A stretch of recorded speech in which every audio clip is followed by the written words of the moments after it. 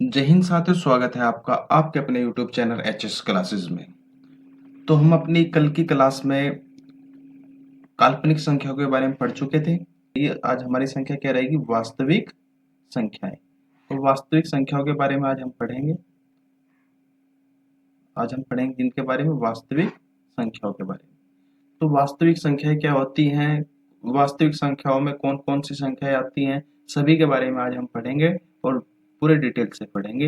हम काल्पनिक संख्या हम अपने कल पढ़ चुके हैं, तो अगर कल का थोड़ा सा रिवाइज करा दे तो कल हमने देखो काल्पनिक संख्याओं के बारे में बताया था। काल्पनिक संख्या में संख्याएं होती हैं, अगर किसी संख्या का क्या कर देते हैं, किसी संख्या का वर्ग कर देते हैं और वर्ग करने पर भी हमें संख्या कैसी प्राप्त हो? ऋणात्मक प्राप्त हो। कैसी हो प्राप्त? ऋणात्मक प्राप्त हो।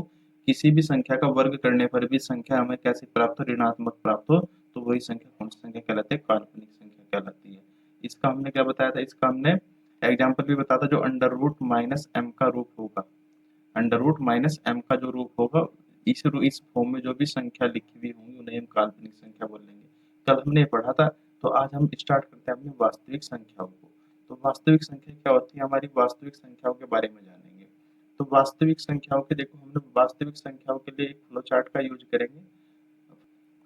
तो हमारी वास्तविक संख्या क्या होती है? अब देखो वास्तविक संख्याओं के प्रकार। सबसे पहले देखेंगे वास्तविक संख्याओं के प्रकार कि वास्तविक संख्या कितने प्रकार की होती है। देखो फ्लो चार्ट से हम समझेंगे अपना, ठीक है। तो सबसे पहले आ जाते हैं, देखो वास्तविक संख्याओं को हमने क्या कर दिया? वर्गीकरण कर दिया। इसे हमने अलग अलग पार्ट्स में तोड़ दिया। देखो सबसे पहले वास्तविक संख्या, तो वास्तविक संख्या ये रही। तो वास्तविक संख्याओं को यहाँ से हमने कितने पार्ट्स में डिवाइड कर दिया? दो भागों में हमने वास्तविक संख्याओं को विभाजित कर दिया। कितने भागों में? दो भागों में। तो दो भाग कौन कौन से हो गए हमारे? सबसे पहले आती है परिमेय संख्याएं और नंबर दो पर आती है अपरिमेय संख्याएं। परिमेय संख्या क्या होती है, अपरिमेय संख्या क्या होती है, इनके सब के बारे में हम पढ़ेंगे। उसके बाद हमने देखो जो परिमेय संख्याओं को हमने तीन पार्ट में डिवाइड कर दिया। प्राकृत संख्याएं, पूर्ण संख्याएं और पूर्णांक, ठीक है। प्राकृत संख्या है, पूर्ण संख्या है और पूर्णांक। हमने देखो परिमेय संख्या को तीन भागों में डिवाइड कर दिया। प्राकृत संख्या है, पूर्ण संख्या है और पूर्णांक के बारे में।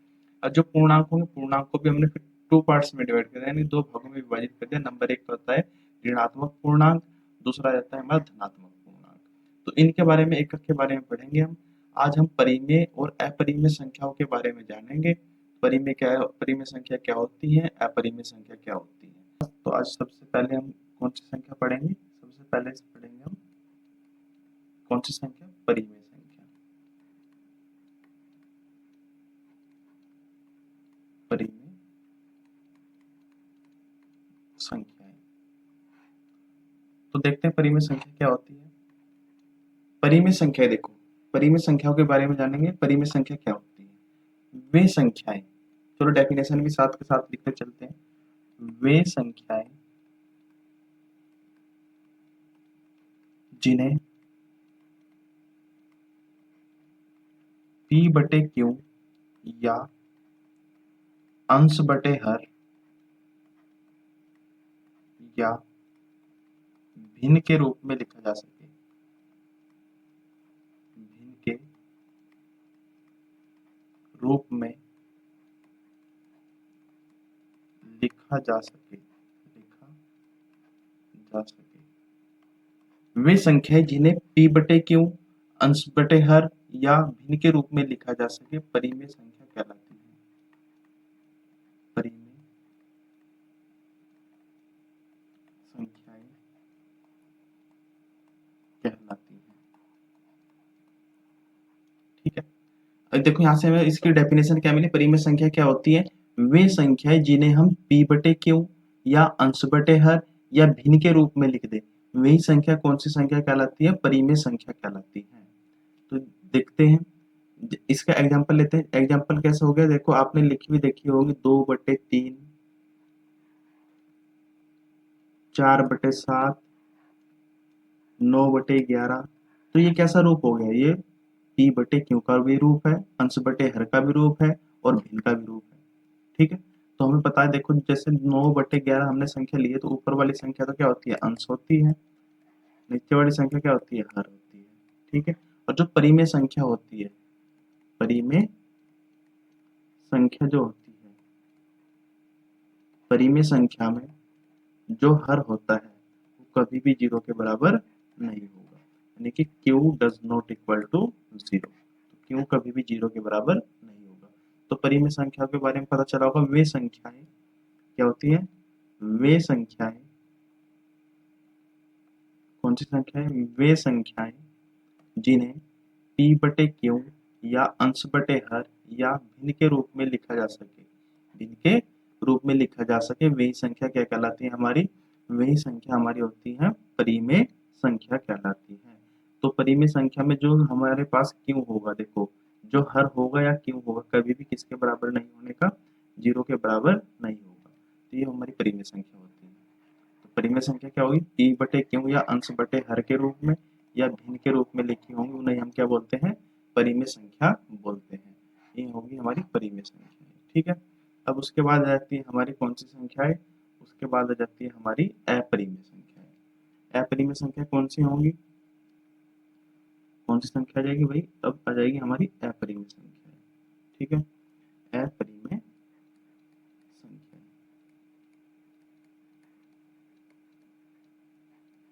अपरिमेय संख्या, तो अपरिमेय संख्या कौन सी होती है, चलो देखते हैं अपरिमेय संख्या को भी।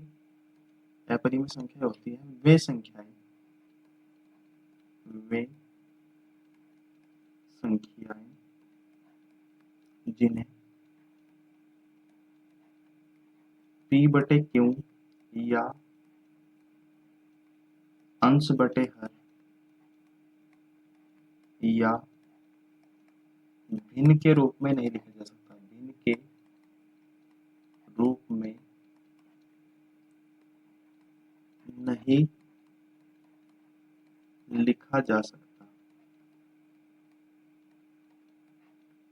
वे संख्या जिन्हें p बटे क्यू या अंश बटे हर या भिन्न के रूप में नहीं लिखा जा सकता, कौन सी संख्या कहलाती है, अपरिमेय संख्याएं कहलाती है। अपरिमेय संख्याएं कहलाती है, ये हमारी अपरिमेय संख्या होगी। कौन सी संख्या होगी, अपरिमेय। कौन सी संख्या होती है, वे संख्याएं जिन्हें हम p बटे क्यू या अंश बटे हर या भिन्न के रूप में नहीं लिख सकते, तो वही संख्या कौन सी कहलाती है हमारी, p बटे क्यू, अंश बटे हर और भिन्न के रूप में नहीं लिख सकते, क्या होगा, नहीं लिखा जा सकता, कौन सी संख्या कहलाती है हमारी, अपरिमेय संख्या कहलाती है। अगर इनका एग्जाम्पल लें हम, इनका एग्जाम्पल हो जाता है हमारा, एग्जाम्पल क्या होगा हमारा, इनका एग्जाम्पल हो जाता है इनका, इनका एग्जाम्पल लेते हैं, जैसे हो जाता है हमारा क्या, माइ, इनका एग्जाम्पल हो जाता है अंडर रूट एम का रूट, अंडर रूट एम का रूट। जैसे हमारी संख्या क्या होगी, under root 2, comma under root 3, comma under root 5, comma under root 7, comma under root 8, comma under root 11। तो यहाँ पे देखो, जो अगर किसी संख्या का वर्ग नहीं है वे संख्या अंडर रूट में, यहाँ पे एक पॉसिबिलिटी होगी m क्या होना चाहिए, किसी भी संख्या का, किसी भी संख्या का वर्ग नहीं होना चाहिए, नहीं, m क्या होना चाहिए, m किसी भी संख्या का वर्ग नहीं होना चाहिए, वही संख्या क्या कहलाती है, अपरिमेय संख्या कहलाती है, ठीक है। वही संख्या क्या कहलाती है हमारी, अपरिमेय संख्या कहलाती है। तो अपरिमेय संख्या क्या क्या होती है, वे संख्याएं जिन्हें हम p बटे क्यू या अंश बटे हर या भिन्न के रूप में नहीं लिख सकते या जिन्हें नहीं लिखा जा सकता, अपरिमेय संख्या कहलाती है। तो इनका एग्जाम्पल हमने लिया अंडर रूट एम का रूट, अंडर रूट एम का रूट क्या हो जाएगा हमारा, अपरिमेय संख्या हो जाएंगी। जैसे एग्जाम्पल हमने लिया अंडर रूट 2, अंडर रूट 3, दूसरा क्या लिया under root 5, under root 7, under root 8, under root 9, और बताया हमने जो m होगा, m क्या होगा, किसी भी संख्या का वर्ग नहीं होना चाहिए, अगर वर्ग हो जाता है तो संख्या कैसी हो जाएगी, वो परिमेय संख्या हो जाएगी। तो हमारे पास हमने आज क्या क्या पढ़ा, हमने आज परिमेय संख्याओं के बारे में पढ़ा और अपरिमेय संख्याओं के बारे में पढ़ा। तो एक बार रिवाइज कर देते हैं, परिमेय संख्या क्या होती है, वे संख्या जिन्हें p बटे क्यू या अंश बटे हर के रूप में लिखा जा सके, उन्हें हम क्या बोलते हैं, परिमेय संख्या कहलाती है। जैसे 2/3 हो गया, 4/7 हो गया, 9/11 हो गया। और यहाँ पे हमने एक बात और बताई, जो हमें पता है जो अंश होता है, या सॉरी जो हमारा क्या होता है क्यू होगा, क्यू कभी भी जीरो के बराबर नहीं होगा। जो हमारा हर होता है वो 0 के बराबर कभी भी नहीं होगा। तो हर 0 के बराबर कभी भी नहीं होगा, तो वही संख्या कहलाती है हमारी हर कभी भी 0 के बराबर नहीं होगा। अब हमारी आ जाती है अपरिमेय संख्या। अपरिमेय संख्या में होती है वे संख्या जिन्हें हम p बटे q या अंश बटे हर के रूप में या भिन्न के रूप में नहीं लिख सकते, वही संख्या क्या कहलाती है हमारी अपरिमेय संख्या कहलाती है। एग्जाम्पल हमने लिया था यहाँ पर अंडर रूट m का रूप, या हमने देखो एक एग्जाम्पल होल्ड लेते हैं, यहाँ पर अंडर रूट m का रूप हो गया। आपने कक्षा 9th में पढ़ा था जो हमारी संख्या नॉन क्या होती है, देखो जो संख्या हमारी क्या होती है नॉन टर्मिनेटिंग होती है, यानी कि जिसे किसी भी संख्या से विभाजित करने पर शेषफल शून्य नहीं बचता, लगातार संख्या बढ़ती रहती है, उन्हें हम क्या बोलते हैं, वे भी कौन सी संख्या होती है हमारी अपरिमेय संख्या होती है। जैसे हमारे पास लेंगे 0.377777 ऐसे ही लगातार कंटिन्यू बढ़ता जाता है। ऐसे ही हमारे पास संख्या होगी 2 23.5633444 ऐसे लगातार बढ़ते रहते हैं। ये भी कैसी संख्या होती है हमारी अपरिमेय संख्या होती है। संख्या अपरिमेय, ये भी हमारी अपरिमेय संख्या होती है। और एक संख्या हमें और पता थी पाई, क्या होता है पाई। पाई भी कैसी संख्या होती है हमारी अपरिमेय संख्या होती है। कैसी अपरिमेय, ठीक है। तो ये हमारा हो गया आज का, आज की क्लास हमारी यहीं तक रहेगी। तो आज हमने क्या क्या पढ़ लिया, परिमेय संख्या और अपरिमेय संख्याओं के बारे में पढ़ लिया। बाकी हमारी जो क्या क्या बचा हुआ है, बाकी जो हमारा बचा हुआ है देखते हैं क्या क्या बचा हुआ है।